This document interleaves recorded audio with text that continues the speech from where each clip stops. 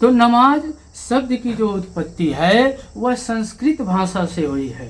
देखिए 5 अंगुलियां हैं, जी। हिंदू, मुस्लिम, सिख, ईसाई और अन्य। देखने में सब अलग अलग हैं, लेकिन सबका जुड़ाव एक ही से है, ये है भारत।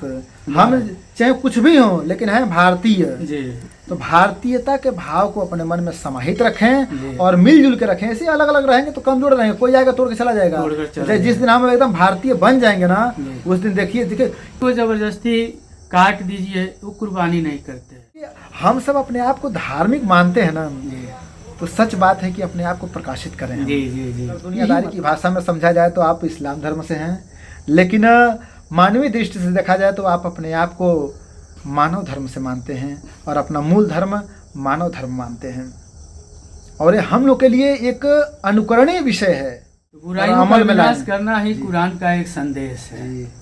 उसमें कहीं नहीं लिखा है कि किसी की हिंसा जान लीजिए, किसी को प्रताड़ित करिए, कहीं ऐसा भाव नहीं है। अच्छा, हमारा धर्म एक ही है, हम एक ही जाति हैं, हम मनुष्य जाति के हैं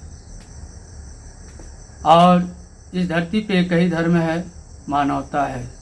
उसके अलावा दूसरा कोई धर्म नहीं है। तो संस्कृत में एक श्लोक है, अयम नीच परो वेति गणनाम लघु चेतसाम उदार चरिता नाम तो वसुधैव कुटुंबकम। वाह वाह।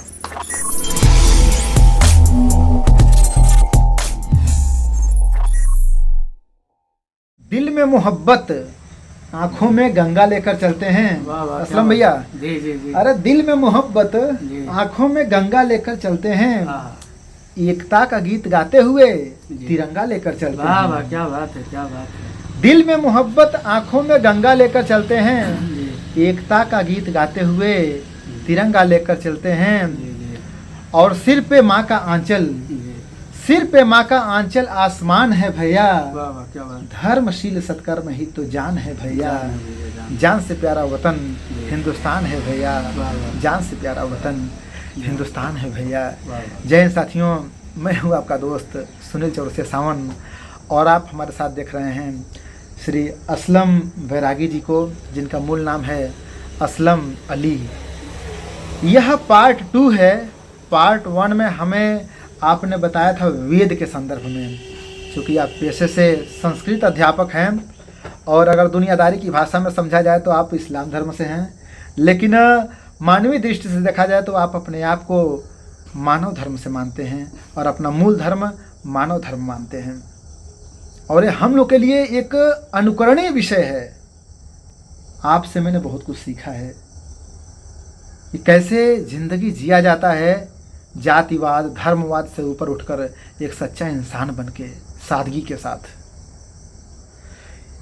मैंने उस वीडियो में बताया था पार्ट 1 में वेद को आपने समझाया था, उसके बाद मैंने बताया था कि हम लोग पार्ट 2 में समझेंगे कुरान क्या है, कुरान का मूल संदेश क्या है।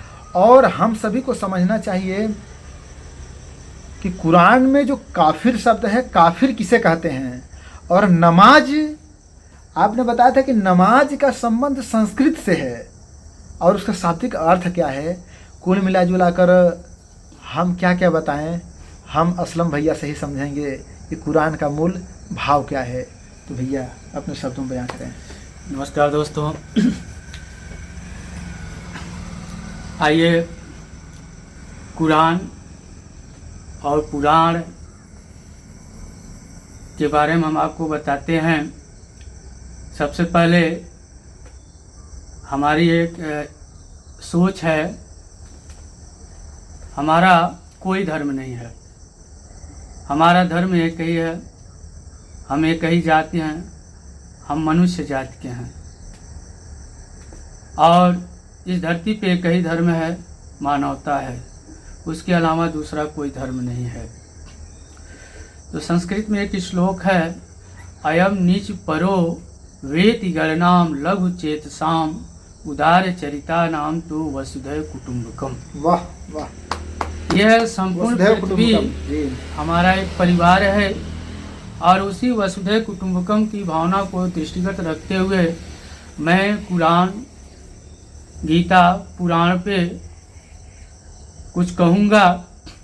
जैसा कि कुरान का अर्थ होता है जो बुराइयों से हम लड़ें, बुराइयों से हमें वह कुरान जो है दूर करने का प्रयास करती है। जी जी जी। यानी बुराइयों को समाप्त करते हुए लोगों को अच्छाइयाँ बताते हैं, ये कुरान का एक संदेश है। यही कुरान का संदेश है। अब देखिए एक शब्दों में आपने जो कह दिया ना कि बुराइयों का विनाश करना, अच्छाइयों को बढ़ाना, अगर कुरान को ही हम मान लें और अच्छे से जान लें तो सच बात है कि ये अपदीपो भव जो भगवान बुद्ध ने कहा था, वही देखो हर धर्म का एक ही संदेश है, अपदीपो भव, अंधेरे से प्रकाश की तरफ चलो। जी जी। गुरु का भी शाब्दिक अर्थ यही होता है, तो कुरान का भी यही भावार्थ है। तो अगर देखिए हम सब अपने आप को धार्मिक मानते हैं ना, तो सच बात है कि अपने आप को प्रकाशित करें। जी जी जी, यही मतलब है। तो बुराइयों का विनाश करना ही कुरान का एक संदेश है। उसमें कहीं नहीं लिखा है कि किसी की हिंसा जान लीजिए, किसी को प्रताड़ित करिए, कहीं ऐसा भाव नहीं है। अच्छा, बाकी जो चीज़ देखने को मिलता है, जो आपकी बलि प्रथा देखने को मिलता है, कुर्बानी, जिसे कुर्बानी कहते हैं, तो कुर्बानी का मतलब ये नहीं कि किसी को पकड़ के काट देना, इससे कुर्बानी नहीं करते हम। कुर्बानी का मतलब होता है जो अपने राष्ट्र के लिए, अपने समाज के लिए स्वयं चल करके अपने आप को समर्पण कर दे, अपने प्राणों को त्याग दे, उसे कुर्बानी कहते हैं। जी। कुर्बानी हमारे देशभक्तों ने दिया, इसे कुर्बानी कहते हैं। इसे कुर्बानी कहते हैं कि बेजुबान को काट, किसी को जबरदस्ती काट दीजिए तो कुर्बानी नहीं करते हैं। ये तो बीच में एक लोग अपना एक खाने पीने वाली चीज़ों को कर दिए। अब जैसे हिंदू धर्म में है, पशु बलि देते हैं कि आगे चलकर हमको यह लाभ मिलेगा। मुस्लिम समाज में लोग हैं तो वह बकरे को काट देते हैं, गाय को काट देते हैं, भैंसे को काट, यानी पशुओं को काट देते हैं। ये कहीं नहीं लिखा है, ये मनगढ़ंत चीज़ें हैं। अब लोग जो है खाने पीने को लेकर के वो क्या क्या करते हैं, ऐसा कि हम कहीं नहीं देखे हैं। कुरान हमारा ये संदेश नहीं देता है। कुरान जो है एक पवित्र ग्रंथ है। बिल्कुल बिल्कुल। आप जो भी बोल रहे हैं जी, आपने अध्ययन किया है जी, चिंतन किया है, मनन किया है गहनता के साथ, तब आपके शब्द निकल रहे हैं। तो जो भी साथी हैं, तो आपकी बातों का अनुसरण करना सबसे बड़ी बात है, तभी शांति बरकरार रहेगी। जी जी। और हम तो यही जानते हैं कि भाई कोई भी धर्म है वो शांति का ही संदेश देता है। अब देखिए हम जितना जो है गीता, श्रीमद् भागवत गीता जो है, पुराण है, वेदों को मैं जितना जो है लगन से उसको पढ़ता हूँ, और उसमें कुछ ऐसी चीज़ों को पढ़ने के बाद जो मिलता है उसे सुखद अनुभूति होती है, उस चीज़ को मैं रख लेता हूँ। बिल्कुल बिल्कुल। वही चीज़ें आप कुरान में भी मिलेंगे, जो पढ़ने के बाद आप अपने आप को सुकून महसूस करेंगे। सही बात है। अब रही बात यह है, गीता में तमाम श्लोक ऐसे दर्शाए गए हैं कि कर्मण्येवाधिकारस्ते माँ फलेषु कदाचन माँ कर्म फल हेतु गुर्मः सांगो अस्तित्व कर्माणि वंशांश जीर्णानि यथा विहाय नवानि गृह्णानि नवोपराणि तथा शरणानि विहाय जीर्णानि अन्यानि नवानि शयानि देहि। यह न व्यक्तिहंतारम। अब जो दिया है जो है आपका गीता में, भगवान कृष्ण भी कुरुक्षेत्र में जो अर्जुन को उपदेश दे रहे हैं, हतोवा प्राप्त स्वर्ग जित्वा भोक्षय स्महि तस्मा उत्तिष्ठ कौन्तेय युद्धाय कृत निश्चय। जी। अब जैसे अब यहाँ भी दिया है कि यथा कर्म तथा फलम। कहाँ पे? कुरान में नहीं, जैसे हमारे ग्रंथों में लिखा है, यही शब्द उसमें भी लिखा है। ऐसा नहीं है, यथा कर्म तथा फलम, जैसा कर्म करेंगे वैसा फल आपको मिलेगा। मिलेगा मिलेगा। हाँ हाँ हाँ हाँ। आप जो है मांस को चमचे से नोच के खाते हैं, एक समय वही होता है जब व्यक्ति की मृत्यु होती है कौवे खाते और हैं। उसकी लाश को जब कहीं फेंक देते हैं लोग, वही कौवे जो होते हैं नोच नोच के खाते हैं। कबीर ने बहुत सुंदर कहा है कि बकरी पाती खाते बकरी है पाती खाते ताको पाते खा लो, जा नहीं। जेनर बकरी खाते हैं तिनके ताको कौन कौन खाओ। खाओ। हाँ, तो यही चीज है। तो हालांकि कबीर दास जी ने देखिए हिंदुओं को भी फटकारा है और मुस्लिम को भी फटकारा है। उनका एक ही था कि जो है अहिंसा है, अहिंसा, अहिंसा जी, सत्य। जहाँ अहिंसा है वहाँ सत्य है, जहाँ सत्य वहाँ प्रेम है। हाँ वही प्रेम है। हाँ, तो कहने का मतलब ये है कि अच्छा नमाज को लेकर आपके मन में कुछ बातें आई हाँ हैं? देखिए, हाँ, नमाज जो है, नमाज शब्द की जो उत्पत्ति है जी वह संस्कृत के जी जी। नमस धातु से बना है। अच्छा अच्छा। नमस धातु, हम्म, और जिसका उल्लेख जो है ऋग्वेद में मिलता है। जी जी जी जी जी। ऋग्वेद में मिलता है। हाँ। और नमाज को जब विच्छेद करेंगे हम्म, तो नमस, नमस धन अज, यानी नम, नमः धन अज। आज तो जब नम, नम का अर्थ होता है झुकना। अच्छा अच्छा। नम झुकना, बिल्कुल झुकना। नमस्ते। और- हाँ। अच्छा उसी से तो नमस्ते हाँ, होता है ना? नमाज नमस्ते। हाँ। उसी से नमस्ते भी करते हैं, नमस्कार भी करते हैं। उसी नमस्कार शब्द से ही, नम धातु से ही, नमस धातु से नमाज। नमः, जो एक धातु होता है ना, जो आपका अपरस्मय पद में है, नम धातु का नमति, नमतः, नमंति, नमस, नमतः, नमः, नमामि, नमाओ, नमामः, है ना? जी, जी। तो उसी नमस धातु से है हाँ। नमस्कार करना। अच्छा हाँ। हाँ। और उसी नहीं सच में बहुत बारीकी से देखिए। हाँ, हाँ। तो नमस्ते, नमस्कार, हाँ। नमाज सब नम से ही तो हाँ, शुरू हो रहा नम से है। है। हाँ। तो तो नम प्रणाम का- करने का ही हाँ, भाव है। तो जी। नम का अर्थ है झुकना। जी जी। अब इसको दो भाग में जब विच्छेद करेंगे, नम धन अज, तो नम का अर्थ होता है झुकना और अज का अर्थ होता है जिसे आप वेद में, जैसे अज, अज का अर्थ होता है आजन्मा। यानी आजन्मा का मतलब जिसने दूसरे को जन्म दिया है लेकिन स्वयं जन्म लेकिन नहीं स्वयं लेता है। आजन्मा है, अजर अमर है। अजर अमर है। हाँ। जी। यानी इसका अर्थ हुआ कि परमात्मा के सामने जी आदर और भक्ति के साथ जी जी परमात्मा के सामने झुकना, जी जी जी। यह है नमाज नमाज होता जी। है। हाँ। लेकिन पहले अपने यहाँ नमस, भारत में नमस, उसके बाद जैसे जैसे ये मुस्लिम कंट्री की तरफ पश्चिम देश में बढ़ता गया, हाँ। तो वहाँ पर पहुँचते ईरान पहुँचा ये नमस शब्द। और वहाँ जब फारसी भाषा है ना, तो फारसी भाषा में वहाँ पर इसको नमज से नमाज हुआ, जी जी। और नमाज से फिर रिटर्न, तो उससे जो है फिर होते हुए आपका पाकिस्तान, बांग्लादेश हुए, भारत आया। जैसा कि कुरान में नमाज शब्द जो है उसको अरबी भाषा में, नमाज को अरबी भाषा में सलात अच्छा। और सलाह शब्द कहते हैं। नमाज को अरबी भाषा में सलात या सलाह शब्द कहते हैं। जी जी जी। तो नमाज शब्द की जो उत्पत्ति है वह संस्कृत भाषा से हुई है। सोचिए यहाँ देखिए जो शब्द है ना वो भी हमें एकता का संदेश दे रहे हैं। हाँ। मतलब इसीलिए कहते हैं ना कि संस्कृत सभी भाषाओं की जननी है। हाँ। उर्दू की भी जननी है, हिंदी की भी जननी है, सभी भाषाओं की जननी है। तो सोचिए जो हम नमाज अदा करते हैं उसका भी सह संबंध संस्कृत से है। संस्कृत से ही है। अर्थात भाषा हमें जोड़ती है, यानी तो हमें भाव भी जोड़ने वाला रखना चाहिए मन में। चौरसिया जी, जैसे कि इसमें देखते हैं कि नमाज में अब जैसे आगे आपका हिंदी, यानी संस्कृत से ही हिंदी का और संस्कृत से ही उर्दू की उत्पत्ति हुई है। जी जी जी। यानी ये दोनों भाषा जो है आपका ये बहन है या भाई मान लीजिए। हाँ। उर्दू है। हाँ। उर्दू भाषा, जैसे उर्दू जो है अपने आप में वैसे पुल्लिंग लग रहा है। हाँ। प्रतीत हो रहा है। हाँ। ये भाई बहन है। हाँ, भाई बहन है। भाई के बिना बहन नहीं रख सकता, बहन के बिना भाई नहीं रख भाई नहीं रख सकता। सकता। इसलिए हमारे जितने भी, जैसा कि मुंशी प्रेमचंद जो थे अपनी रचना रखते थे, तो वो उनकी सारे जो शब्दों में उर्दू भाषा का अधिक देखने को मिले। और कोई भी साहित्यकार है जब वह लेख लिखता है तो उसमें उर्दू का समावेश जरूर होता है। उर्दू शब्दों को डाल देने से हिंदी के बिना उर्दू अधूरा है, उर्दू के बिना हिंदी अधूरी है। इसीलिए ये दो भाषा जो है गंगा यमुना का तहजीब है,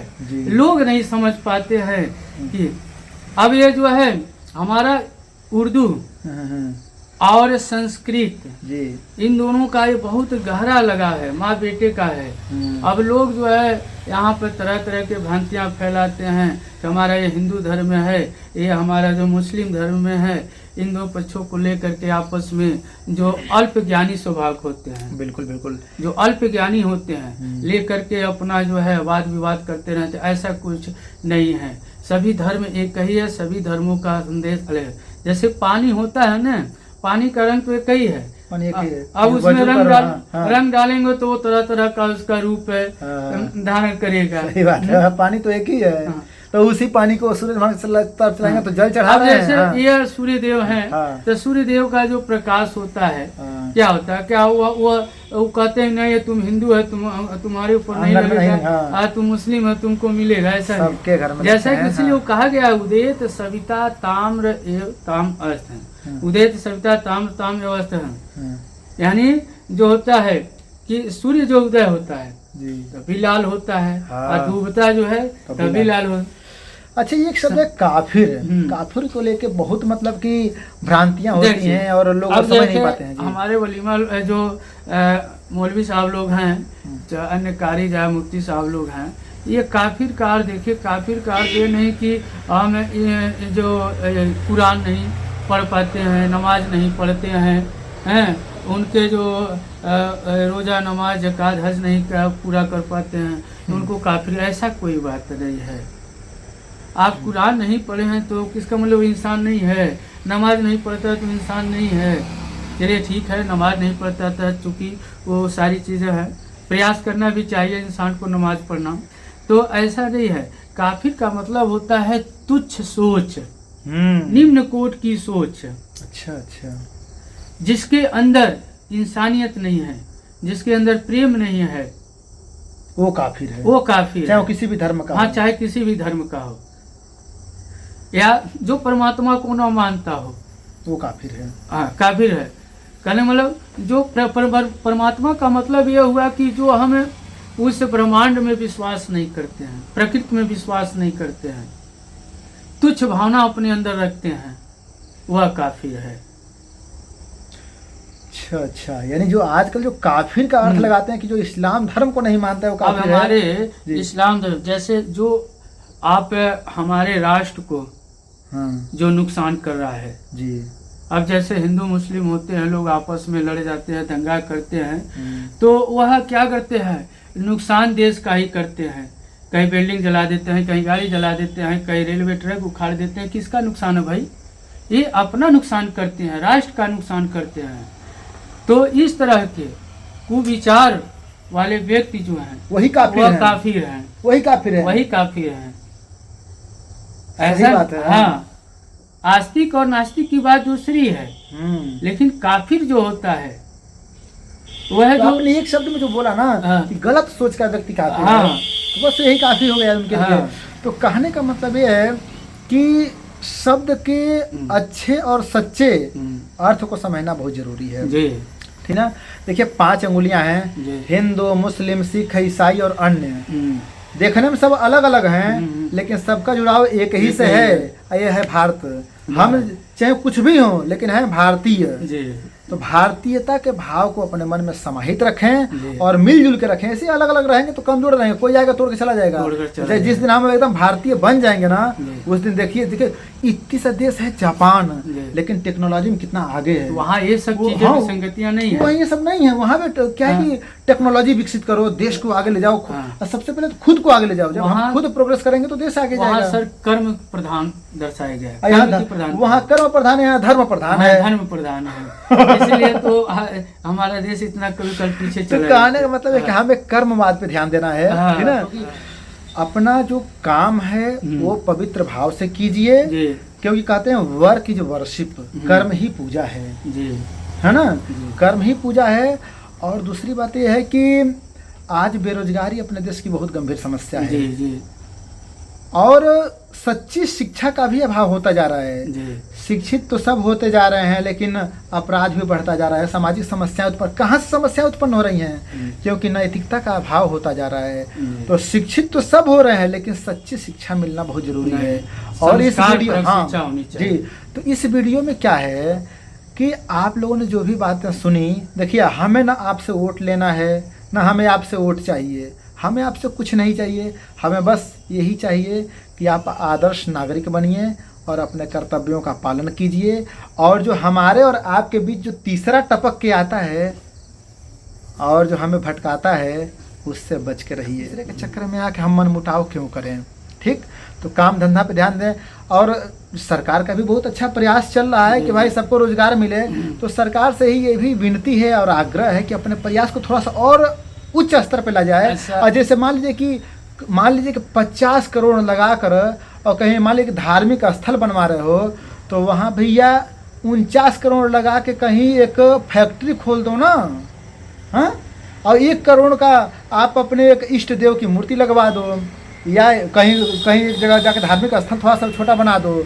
भाई जो भी उसमें कर्मचारी काम करने जाएगा वो अपनी आराधना भी कर लेगा, नमाज कर लेगा, पूजा कर लेगा। रिसर्च सेंटर खोल दीजिए, रिसर्च सेंटर खोल दीजिए। मेडिकल लाइन हो चाहे टेक्निकल लाइन हो। कहने का मतलब ये है कि कोई भी हो, अगर देश का पैसा करोड़ों रुपए अगर इधर उधर लगा रहा है तो काम के चीज़ों पे लगाए, ताकि इतने बेरोजगार लोग भटके ना, और धर्म के नाम पे कोई किसी को बरगलाए ना, सबको सदमार्ग दिखाए। मैं तो देखता हूँ असलम भाई, हमारे गांव में कितना पवित्र भाव रहता है, हिंदू मुस्लिम मिलजुल के रहते हैं। और टीवी पे समाचार देखो तो लगता है कि देश में क्या हो रहा है, और होता कुछ नहीं है। अतिशयोक्ति अलंकार वहाँ रहता है।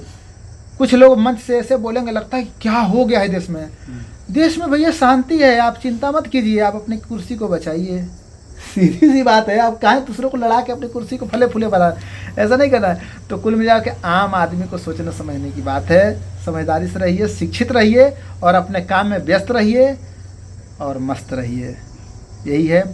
देखिए ये पार्ट 2 रहा, जिसमें हमने समझा कुरान के भावार्थ को, नमाज को हमने समझा, और काफिर का शाब्दिक अर्थ हमने समझा, ठीक ना। इसके बाद एक वीडियो हम बनाएंगे पार्ट 3, उसमें हम समझेंगे। पार्ट 1 में हमने वेद को समझा था, पार्ट 3 में हम लोग समझेंगे उपनिषद को।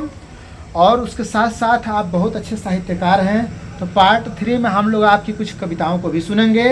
और पार्ट 3 में आप और क्या क्या बताना चाहेंगे?